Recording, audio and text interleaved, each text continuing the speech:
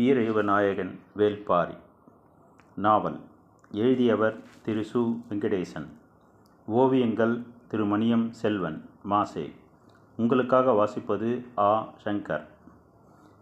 இரண்டாம் தொகுதி, பாகம் 3. மொத்தம் இருக்கின்ற 111 அத்தியாயங்களில் 52வது அத்தியாயம். களை கட்டியது கூத்து. திசையெங்குமிருந்து பரம்பு மலையை நோக்கி அணியணியாய் மேலேறினர் பாணர்கள். கூத்து தொடங்கும் முன் தங்களின் பறைகளை நெருப்பிலே சூடேற்றினர். சூடேற்றிய பறையை இழுத்தடித்தும் ஓசையின் வழி நெருப்பே பரவியது. வைப்பூரை எரித்த நெருப்பு, அருகன்குடியை அழித்த நெருப்பு, யவன நாவாய்களை விழுங்கிய நெருப்பு, காலந்தோறும் கனன்ற நெருப்பு, அந்நெருப்பே பாடலாய் மாறியது. நெருப்பின் பாடலே இரவெங்கும் ஒலித்தது. பரம்பின் வீரர்கள் 4 வாயிலிருந்து உமிழப்பட்ட பொறிகளை இப்பொழுது நிலமெங்கும் பாணர்கள் உமிழ்ந்து கொண்டிருந்தனர்.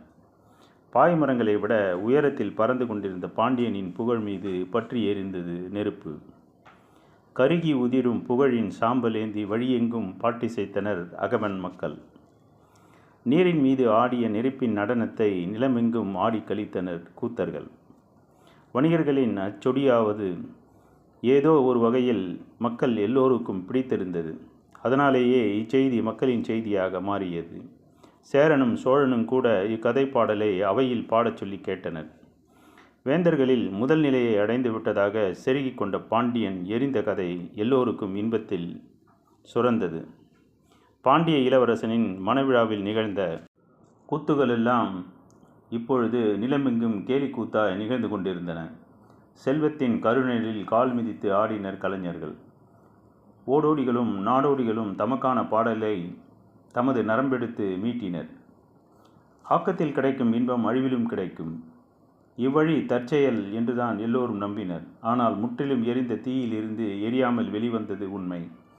இது தற்செயல் அல்ல, தாக்குதல் என தெரிய வந்தது. தாக்கியது திரையர் கூட்டம் என்பது அறிய வந்தது. உடன் இருந்தது பரம்பு மக்கள் என்பதும் இணைந்து கொண்டது. அவ்வளவு காலமும் பரவிய நெருப்பை பற்றிய கதை இப்பொழுதுதான் நெருப்பாய் பரவத் தொடங்கியது. வேள்பாரியின் சீற்றம் கடல் தொட்டு திரும்பியதென தென்பறை முழங்கினர் பாணர்கள். நெருப்பை விட வேகமாக பரவக்கூடியது கதை.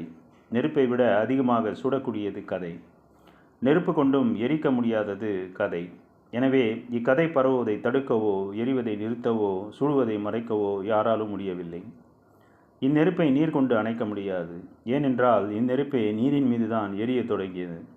கடைசி வரை நீரின் சாட்சியாகவே எரிந்து தணிந்தது. வெஸ்பானியனின் உடலில் பறந்த தீயை அணைக்க எவ்வளவு முயன்றும் முடியவில்லை. நதியிலே தள்ளிவிட்டு காப்பாற்றிவிடலாம் என நினைத்து நெருப்போடு நீருக்குள் தள்ளினர். அவன் நீரில் விழுந்த சில கணங்களில்தான் எரிந்து கொண்டிருந்த வெஸ்பானியனின் நாவாய் வெடித்து சரிந்தது. வெஸ்பானியன் எரிந்து மூழ்கினானா, மூழ்கி எரிந்தானா என்பது தெரியாமலே போய்விட்டது. எண்ணிலடங்காத முத்துப்பெட்டிகள் ஏற்றப்பட்ட நாவாய் அது. ஒவ்வொரு வணிகனும் பெரும் மகிழ்வோடு கணக்கில்லாத பொருட்களை வாங்கி களம் நிறைத்து புறப்படும் வேளையில் நெருப்பு நடனம் நிகழ்ந்ததால் களத்தில் இருந்த பொருட்கள் அளவு கணக்கிட முடியாததாக இருந்தது. சந்தை அழிந்த கதையை வழித்தடங்கள் மறக்காமல் எடுத்து சென்று விடுகின்றன என்பார்கள். இப்பொழுதும் அதுவே நடந்தது. ஒரு துறைமுகம் முழுமுற்றாக அழிந்த கதையை கடல் வழி பயணித்த களங்கள் எல்லாம் எடுத்து சென்றன. நாவாய்கள் ஒதுங்கும் துறைமுகம் எங்கும் வைப்பூரின் கரிக்கட்டைகள் கரையொதுங்கின. கடலில் இருக்கும் வரை இக்கதை இருக்கும். பாம்பின் தலையை நசுக்குவதைப் போல வைகையின் தலையிலிருந்த துறைமுகத்தை நசுக்கி அழித்தான் வேள்பாரி என்ற வரலாறு நிற்கும். வரலாறெங்கும் கேட்டிராத கதையாக இது இருந்ததற்கு காரணம் ஒன்றே ஒன்றுதான். அது உலகம் இதுவரை கேட்டிராத செய்தி. நீரின் மீது நெருப்பு 3 நாட்கள் நின்று எரிந்தது என்னும் செய்தி. எனவே அது பாணர்களின் கற்பனையை தாண்டிய கருப்பொருளாக இருந்தது. எரிபொருளே கருப்பொருளானதால் நிற்காமல் எரிந்தது. சுழும் சொற்கள் பற்றி எரிய எரும் நெருப்பு சொல்லெனச் சுட்டது. பாடும் ஒவ்வொருவனும் ஒவ்வொரு கதையை பாடுகிறான். உண்மையில் என்னதான் நடந்தது என்பதை அறிய அளவற்ற ஆர்வத்தோடு இருந்தான் பாரி. மழைக்காலம் முடிந்ததும் நிலமெங்குமிருந்து பாணர்கள் பரம்பிற்கு மலையேறத் தொடங்குவது வழக்கம். இவ்வாண்டும் அப்படியே. பரம்பின் தாக்குதலை 7 மலைகளுக்கு வீசும் காற்றும் எங்கும் பேசிக்கொண்டிருக்க துள்ளி குதித்து மலையேறினர் பாணர்கள். நாள் தவறாமல் எவ்வியூரில் கூத்து நிகழ்ந்தது. கிணை கொண்டு பாடும் கிணையர் கூட்டம்தான் வைப்பூரின் கதையை எவ்வியூருக்கு வந்து முதலில் பாடியது. இத்தாக்குதல் எவ்வளவு பெரிதாக நிகழ்ந்துள்ளது என்பதை பாரி உள்ளிட்ட அனைவரும் அன்றுதான் அறிந்தார்கள். கிணையர் குலத்து கிழவன்தான் வைப்பூரின் பெருமையை சங்கூதும் குரலில் இழுத்து பாடினான். வைகையின் வாய்முக பகுதி கடலை முத்தமிட்டு பின்வாங்கும் அதன் அழகு, கலங்கள் வந்து நிற்கும் வரிசையை ஒருபோதும் சேதப்படுத்தாத காற்று, பாண்டியனின் மகுடத்தில் ஒளிரும் பொன்னிறக்கல் அது என்று அதன் பெருமையை சொல்லி முடித்ததும் இளங்கிணையன் களம் இறங்கினான். அவன் இறங்கியதும் கிணையர் குல ஆடுவன் கூட்டம் உள்ளிறங்கியது. ஆண்களும் பெண்களும் சூழ வலம் வந்தனர். கிணைப்பறையின் ஒலிக்குறிப்பு அவர்களுக்கான நுணுக்கங்களை சொல்லிக் கொண்டிருந்தது. காலம்பன் பாரியின் இடப்புறம் அமர்ந்திருந்தான். ஏதோ ஒரு கூத்தினை பார்க்கிறோம் என்ற எண்ணத்தில்தான் அவன் அமர்ந்திருந்தான். அந்த கூத்தின் நாயகன் அவன்தான் என்பது தொடக்கத்தில் புலப்படவில்லை. நெருப்பின் அகன்ற வாய் கலங்களை மென்று தின்ற பொழுது பல்லுக்குள் சிக்கிக்கொண்ட பாய்மரத்தினை ஒடித்து உள்ளே தள்ளினான் காலம்பன் என்றான் கிணையன். கேட்டுக்கொண்டிருந்த காலம்பன் அதிர்ந்து உட்கார்ந்தான். கூட்டம் எழுப்பிய உற்சாக ஒலி விண்ணை தொட்டது. தாங்கள் பாடும் கதையின் நாயகன் தங்களின் கண்முன்னால் உட்கார்ந்திருக்கிறான் என்பது கிணையர்களுக்கு தெரியாது. வீரனின் வாள் கலைஞனின் சொல்லாக மாறினால் என்னவாகும் என்பதை முதன்முறையாக பார்த்து கொண்டிருந்தான் காலம்பன். எரியுளியால் எண்ணற்ற வீரர்களின் உடலை சொருகியபடி தோளிலே தூக்கி வந்த காலம்பனின் உடல்வாகினை இளங்கிணையன் பாடிய பொழுது கூத்தரங்கு அதிர்ந்தது. எழுந்த பேரோசை கிணைப்பறையின் ஓசையை விஞ்சியது. அகல விரித்த கையால் ஒருமுகப் பறையை ஓங்கி அடித்து பேரொலி எழுப்புவதைப் போல தனது தொடையில் அடித்து ஒலி எழுப்பினான் பாரி. ஆடுவன் கூட்டம் தாக்குதலின் வலிமையை வர்ணிக்கத் தொடங்கிய பொழுது பாரியால் இருக்கையில் உட்கார முடியவில்லை. காலம்பனின் வீரச்செயல் பரம்பு குடிக்கே பாடம் சொன்னது. இசையும் கூத்தும் உச்சியில் ஏறி நிற்க பரிமாறப்படும் தாக்குதலின் விவரங்கள் கூத்துக்களத்தை போர்க்களமாக்கின. சீறி எழும் சினங்கொண்டு பகை முடிக்கும் ஒற்றை சொல்லோடு பாடலை முடித்தான் இளங்கிணையன். கூத்து கெட்டவர்களின் ஆவேச உணர்ச்சி எல்லையற்றதாக இருந்தது. கூட்டத்தில் உட்கார்ந்திருந்த திரையர்கள் கண்ணீர் பெருக பார்த்தனர். தங்கள் குலத்தலைவனை பற்றி பாடப்படும் முதற் பாடல் அது. காலம்பன் உறைந்து நின்றபோது எதிரில் வந்து வணங்கி நின்றான் பாரி. பாடிய கிணையர்களுக்கு தங்களது கதையின் நாயகன் இவன்தான் என்று அப்போதுதான் புரிய தொடங்கியது. காலம்பனை கண்கொண்டு பார்த்ததும் தாங்கள் செய்த தவற்றை உணர்ந்தனர். காலம்பனை விரிந்த மார்பன் என்று தவறாக பாடிவிட்டோம். இவன் விரிந்த மார்பனன் அல்ல. எதிரி தன் இரு கையை எவ்வளவு விரித்து வந்தாலும் அடங்கா மார்பன் என்று சொல்லி மறுபாடலை தொடங்கினான் இளங்கிணையன். இப்படித்தான் தொடங்கிய கூத்து எதுவும் பிடியும் வரை முடிவதில்லை. மறுநாள் இன்னொரு பாணர் குழு வந்து சேரும். மீண்டும் வைப்பூர் பற்றி எரியும். கடலில் கலந்த நாவாய்களின் சாம்பல் கதையெங்கும் மிதக்கும். இடுக்கையும் உடுக்கையும் அந்தரியும் ஆகுலியும் உரிமையும் முழவுமாக கருவிகளின் முழக்கத்துக்கு ஏற்ப வைகையின் நெருப்பு வடிவு கொள்ளும். எவ்வியூர் மக்களுக்கு வந்து சேர்ந்த திரையர் கூட்டத்துக்கும் பெருந்துன்பத்திலிருந்து மேலேற வேண்டிய தேவை இருந்தது. அந்த தேவையை கூத்துக்களே இட்டு நிரப்பின. நாட்கள் நகர்ந்தன. திரையர்குடி பரம்பு குடியானது. திரையர் குலத்தின் மூத்த பெண் ஒருத்தி கூடை நிறைய பழங்களை கொண்டு வந்து கொற்றவையின் முன்னால் பரப்பினாள். வழிபாடு தொடங்கப் போகும் முன் நடக்கும் சடங்கிது. வைக்கப்பட்ட பழங்களுக்கெல்லாம் குலநாகினி கண் திறக்க முயன்ற பொழுது தேக்கன் தடுத்தான். கண் திறக்காத பழங்களே திரையர்களை கொண்டு வந்து சேர்த்தது என்றான். குலநாகிற்கு புரிந்தது. கூட்டத்துக்குள் இருந்த அளவனை அருகில் வரச் சொன்னாள். ஏனென்று அவனுக்கு புரியவில்லை. தயங்கியபடி அருகில் வந்தான். அள்ளி முத்தமிட்டாள் குலநாகினி. ஏனென்று திரையர்களுக்கு புரியவில்லை. அளவனின் கண்ணில் நீல வளையம் பூத்து அடங்கியது. கொற்றவையை வணங்கி மண் எடுத்து காலம்பனின் நெற்றியில் பூசினாள் குலநாகினி. குலவையொலி பெருகி மேலேறியது. பறவைகளின் படபடப்பை மீறி வெளிக்குரல் கேட்டது. தேவவாக்கு விலங்கின் குரல். ஓசைகள் அடங்கியதும் பரம்பின் ஆசான் அறிவித்தான். வழக்கமாக 16 குலங்களுக்காக நடைபெறும் கொற்றவை கூத்து அடுத்த முறை 17 குலங்களுக்காக நடைபெறும். ஆனால் தேவவாக்கு விலங்கு பழமெடுத்து கொடுத்து தொடங்கும் கதை அல்ல. திரையர்களின் கதை. தேவவாக்கு விலங்கையே எடுத்து கொடுத்து தொடங்கும் கதை. கூட்டத்தின் குலவையொலி காட்டை கிட்டியடித்தது. திரையர்குல பெண் ஒருத்தி உடல் செழித்து ஆடத் தொடங்கினாள். தூதுவையின் நினைவோடு அருளாட்டம் தொடங்கியது. உரிமைகள் நரம்பினை முறுக்கின. அவள் ஆடும் பரப்புக்கேற்ப கூட்டம் விலகி கொண்டது. நேரமாக ஆக ஆட்டத்தின் ஆவேசம் உச்சம் கொண்டது. கைகளை திருகி முறுக்கி தலை சுற்றி நிமிரும் அவளின் முகம் எதிர்கொள்ள முடியாததாக இருந்தது.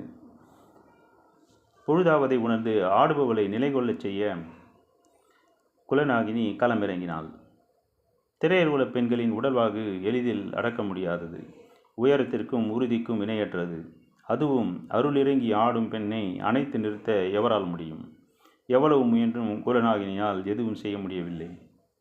கொற்றவை கூத்தின் பொழுது மற்ற குலப்பெண்கள் 2-3 பேர் அருளிறங்கி ஆடினாலும் இறுதியில் அடக்கி நிறுத்துபவள் குலநாகினி. தோற்றத்திலும் உடல் வலிவிலும் இணையற்றவளான பரம்பின் மூதாய் குலநாகினி. திரையர் குலத்தின் ஒற்றை பெண்ணை எது செய்தும் நிறுத்த முடியவில்லை. பார்த்து கொண்டிருந்த வேளிர் குல பெண்களுக்கு வேர்த்தது. உருமியின் நீலோசையும் உருண்டோடும் குலவையோசையும் சூழலின் ஆவேசத்தையும் அதிகமாக்கி கொண்டே இருந்தன. நிலைமையை எப்படி கையாள்வது என்பது யாருக்கும் புரியவில்லை. பாரியின் எண்ணங்கள் எங்கெங்கோ போய் திரும்பிக் கொண்டிருந்தன. குலங்கள் தங்கள் அழிந்த கதையோடு களமிறங்கிவிட்டால் அவர்களை ஒருபோதும் ஆற்றல் கொண்டு நிறுத்த முடியாது. அவர்களை நிறுத்துவதற்கான வழியை கதைகளுக்குள் தான் கண்டறிய வேண்டும் என்று சிந்தித்து கொண்டிருந்த பொழுது அருகிருந்த ஆதினி சொன்னாள், சூலிவேலினை வணங்கி ஆண் வெற்றிலையை கொண்டு வந்து அரங்கில் வையுங்கள். ஆவேசம் தணிந்து அமைதியடைவாள் தூதுவை. குரல் கேட்டு அதிர்ந்தான் பாரி. செய்வதறியாது திகைத்து கொண்டிருந்த அரங்கம் ஆதினியின் குரலை இறுக்கு பற்றியது. சிறிது நேரத்திலேயே ஆண் வெற்றிலையை கொண்டு வந்து பாரியின் கையில் கொடுத்தனர். சூலிவேலினை நினைத்தபடி அரங்கின் நடுவே ஆண் வெற்றிலையை வைத்து வணங்கி நின்றான் பாரி. கொற்றவையின் முன்னால் அடங்கி அமர்ந்தாள் தூதுவை. புதிய மரபுகள் உருவாக்கி கொண்டுதான் இருக்கின்றன. குலங்கள் அழிபட்டு பரம்புக்கு வந்து சேர்ந்த பொழுது இப்படித்தானே தம் முன்னோர்கள் மரபுகளை உருவாக்கி இருப்பார்கள் என்று பெரியவர்கள் பேசிக்கொண்டனர். மலை மக்களின் எந்த ஒரு குடியும் இனி தனித்து வாழ முடியாது. குடிகளை இணைத்து நாடாக்காமல் விட்டுவிட்டோம். நாட்டின் அமைப்புகளை உருவாக்காமல் இனி எக்குடியும் தப்பி பிழைக்காது என்ற எண்ணங்கள் உருவான பொழுது தப்பி பிழைத்த குடிகள் எதுவும் இல்லை என்ற நிலை உருவாகிவிட்டது. பரம்பு மட்டுமே நமக்கு மிஞ்சியுள்ள ஒரே இடம். இதனை என்றென்றும் காத்து நிற்பர் எம் குலவழியினர் என்று ஆவேசம் கொண்டு சூளுரைத்தான் காலம்பன். சேரனின் அவையிலும் வைப்பூர் எறிந்த கதை பாடப்பட்டது. ஊதியின் சேரலின் கன்னங்கள் பூரிப்பில் சிவக்கும் அளவிற்கு வைப்பூர் நெருப்பு சுகம் கொடுத்தது. குளிருக்காக நெருப்பை அணைத்து மகிழ்வதைப் போல மகிழ்வுக்காக நெருப்பை இடைவிடாது அணைத்து கிடந்தான் உதியன். குரல்வாய் பாணர்களின் போட்டி பாடல்கள் நாள்தோறும் நடந்தன. கூலங்கள் எரிவதைப் போல கலங்கள் எரிந்தன என்றான் ஒருவன். நீரிலே மூழ்கும் வேழத்தின் கருமை ஏறிய முதுகினைப் போல் கருகிய நாவாயின் அடிமரங்கள் ஆற்றிலே புதைந்தன என்றான் மற்றொருவன். பாண்டியனின் பதாகையில் பறந்து கொண்டிருந்த மீன்கள் எரிந்த நெருப்பின் சூடு தாங்காமல் ஆற்று நீரிலே செத்து மிதந்து கொண்டிருந்தன என்றான் இன்னொருவன். கடைசியால் பாடலை முடித்தான். பாண்டியன் இனி சுடப்பட்ட மீன். மறுநாள் கூத்து கலைஞர்கள் உள்ளே நுழைந்தனர். பொருட்கள் ஏற்றப்பட்ட கலங்களில் பற்றிய நெருப்பு என்ன வாசனை கொண்டிருந்தது என்பதை ஒரு பாணன் விலைக்கு பாடினான். கலங்களின் வடிவத்தையும் நெருப்பின் வேகத்தையும் பாடுவதை விடுத்து எரிந்த பொருட்களை நினைவுபடுத்தியதற்காக பெரும் பொருளை பரிசாக கொடுத்தான் உதியன் சேரல். அதன் பின் வைப்பூரில் எரிந்த நெருப்பின் வாசனை சேரனின் அவையில் நாள்தோறும் மணக்கத் தொடங்கியது. சந்தனமும் அகிலும் எண்ணற்ற வாசனை பொருள்களும் இருந்த பிற கலங்கள் எரியும் பொழுது எழுந்த வாசனையை விவரித்து கூறின பல பாடல்கள். மிளகும் பாக்கும் கருகிய வாசனையை பாடிய கூத்தனுக்கு அள்ளி வழங்கினான் சேரன். அரிசந்தனமும் இலவங்கமும் பாதி எரிந்து மூழ்கிய போது எழுந்த வாசனை பற்றிய மிக நுட்பமான குறிப்பை பாடின் ஒருத்தி பாடினாள். அவளுக்கு உதயன் சேரல் கொடுத்த பரிசு பொருட்கள் பற்றி தனி பாடலே உருவாயிற்று. சேரனின் தலைநகரான வஞ்சி முழுக்க வைப்பூரின் வாசனையே மிதந்தது. ஆனாலும் உதயன் சேரலுக்கு ஆசை அடங்கவில்லை. ஒரு கட்டத்தில் கூத்தர்களின் வாய்மொழி செழிக்கவே வணிகர்களின் நேரடி கதறல் அவனுக்கு கூடுதல் மகிழ்வை கொடுத்தது. துறைமுகத்தில் வந்திறங்கும் ஒவ்வொரு வணிகனும் ஒவ்வொரு கதையோடு வந்திறங்கினான். பெருவணிகன் என்று இருமாப்பு கொண்ட பலரின் கதை வைப்பூரோடு முடிவுக்கு வந்தது. சாத்துக்களின் தலைவன் சூழ்கடல் முதுவன் இனி எந்த துறையிலும் தலை நிமிர்ந்து நுழைய முடியாது. அது மட்டுமல்ல, பாண்டியனுக்கு பெண் கொடுத்ததால் சாத்துக்களின் தலைவனுக்கே இந்த கதி என்பது கடல் போல நிலை கொண்டு விட்டது. அழிந்த நாவாய்களுக்கும் கலங்களுக்கும் உரிமையாளர்கள் இழப்பை பற்றி தொடர்ந்து சொல்லிக் கொண்டிருந்தனர். ஒவ்வொருவருக்கும் ஏற்பட்ட இழப்பு அளவிட முடியாததாக இருந்தது. எல்லாம் அழிந்தது என்று பல வணிகர்கள் கதறியபடி கடலுக்குள் சென்றனர். ஒவ்வொருவரின் கதையையும் கேட்டு உள்ளுக்குள் மகிழ்வோடு அரண்மனை திரும்பினான் உதயஞ்சேரல். துறைமுகம் வந்திறங்கிய வணிகர்கள் எல்லோரும் அழிந்த கதையைத்தான் சொன்னார்கள். யவன கப்பலில் பயணம் செய்த மொழிபெயர்ப்பாளன் ஒருவன் அழிந்த கதையை மட்டுமல்ல, அழித்தவர்களின் கதையும் சேர்த்து சொன்னான். அவன் இப்பாலசின் நாவாயில் பணியாற்றியவன். பாண்டிய மன்னனின் பரிசாக முசுக்குந்தர் கொடுத்த புதிய அடிமைகளை கப்பலின் மேல் தளத்தில் ஏற்றியதிலிருந்து அவன் கதையை தொடங்கினான்.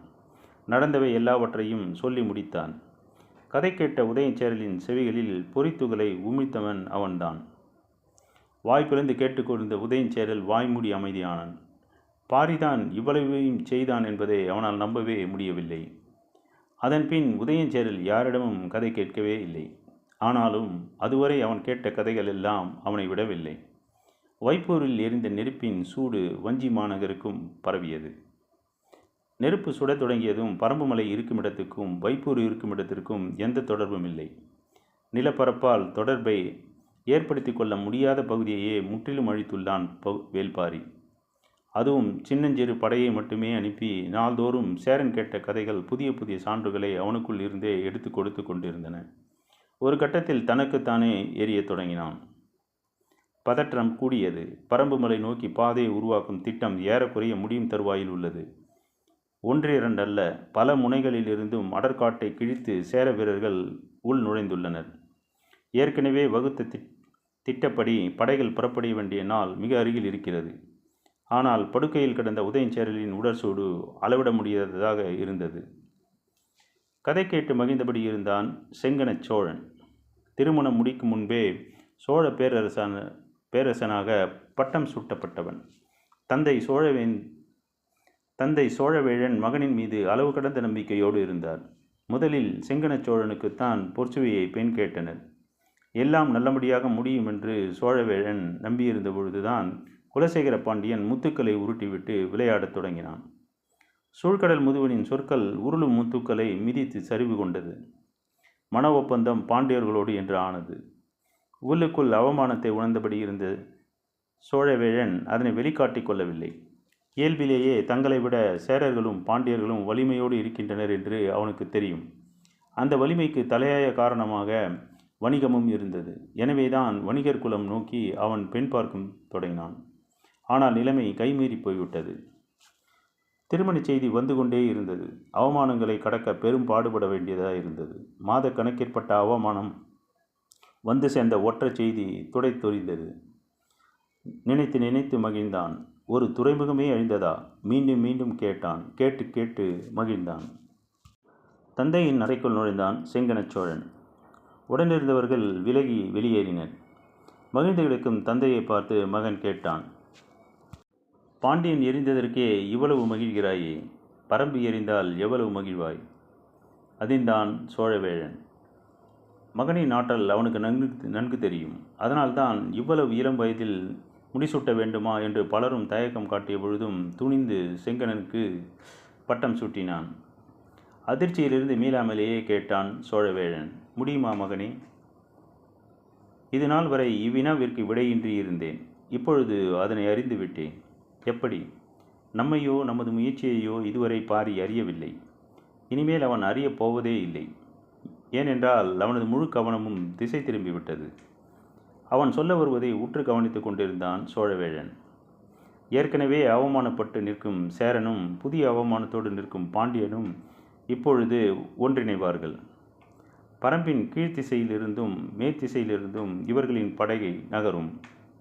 இரு பெரும் பேரரசுகளின் தாக்குதலை முழுமூச்சோடு எதிர்த்து வலிமையோடு போரிடுவான் பாரி. சொல்லி நிறுத்தினான் செங்கன சோழன். கண்ணிமைக்காமல் அவனையே பார்த்து கொண்டிருந்தான் சோழவேழன். தலை திருப்பி கருவிழியை உருட்டியபடி சொன்னான், ஆளரவரமற்று இருக்கும் பரம்பின் வடதிசை மலைகளுக்கிடையே நம் படைகள் நகரும் ஓசையை அவன் உணரப்போவதே இல்லை.